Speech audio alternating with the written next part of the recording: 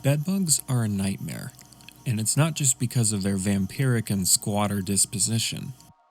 After they're done sucking your life force in your sleep, they partake in some diabolical activities in the folds of your mattress.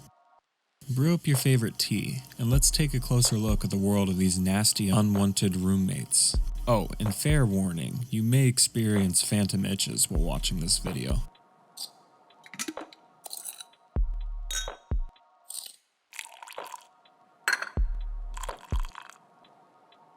Bedbugs have ancestors that likely fed on birds and bats, and it's thought that they leapt to human hosts about 200,000 years ago, as ancient humans lived in caves and other places bats and birds like to nest. Geographically, it's thought that bedbugs originate from the Middle East. The earliest known mention of bedbugs was over 2,400 years ago in ancient Greece. The bedbug species that infest humans are obligate parasites, meaning without us, they would die. They need humans to survive.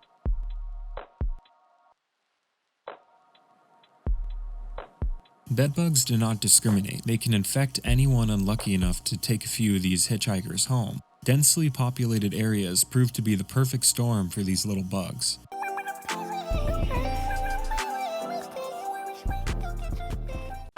If you enter a space infested with bedbugs, they can smell your breath, and they just can't resist it. They can hide in the crevices of your shoes, camping out in the treads until you get home. Another way you can get them is by taking home furniture or appliances in which they've made their home. Once they're in your home, they find a nice cozy spot in your mattress, favorite chair, and then they wait. The bedbug only takes 5 to 10 minutes to feed, and it can subsist off of this meal anywhere between a month and a year. If you think about it, the method bedbugs use to feed on their hosts is quite smart. When you look at other parasites like ticks or even head lice, they live directly on the host and will feed in broad daylight, giving their meal a chance to discover and remove them. It's pretty blatant. Bedbugs wait until you're asleep to strike, and then before you wake up, poof, they're gone, waiting in your sheets for you to return to an unconscious state once more.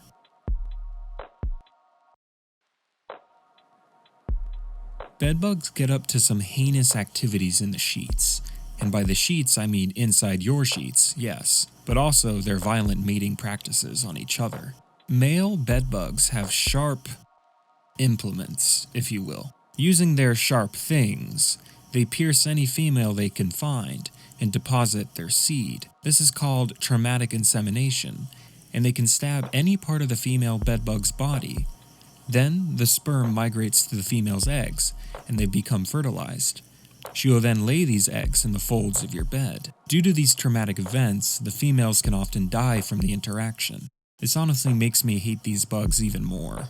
So how dangerous are bedbugs to your health? Do they carry diseases? Can they kill you? Bedbugs don't seem to pass diseases from one person to another. Almost half the population won't even have a reaction to the bite, other than a small red pinprick. For those less fortunate, bedbug bites can cause itchiness, rashes, and skin irritation. Although rare, you can even be allergic to bedbugs, where they can cause anaphylaxis. To most people, these pests aren't dangerous. However, that doesn't make them any less bothersome or disgusting.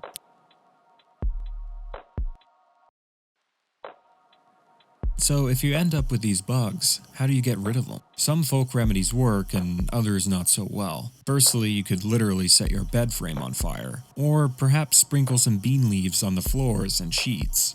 In the 50s, we almost eradicated bedbugs.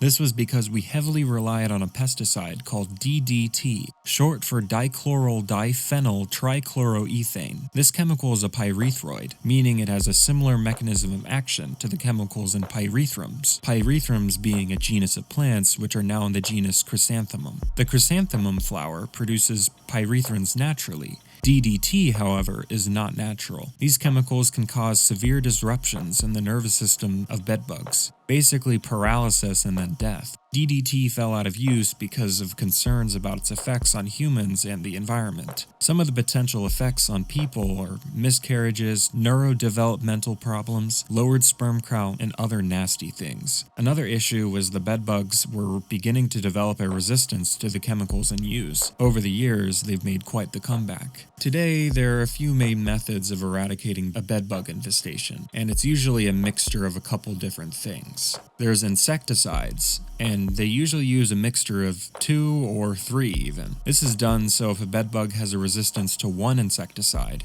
the other will kill them instead. Another method is bagging mattresses and vacuuming them out, and this seems to work quite well. Lastly, heat can kill bedbugs.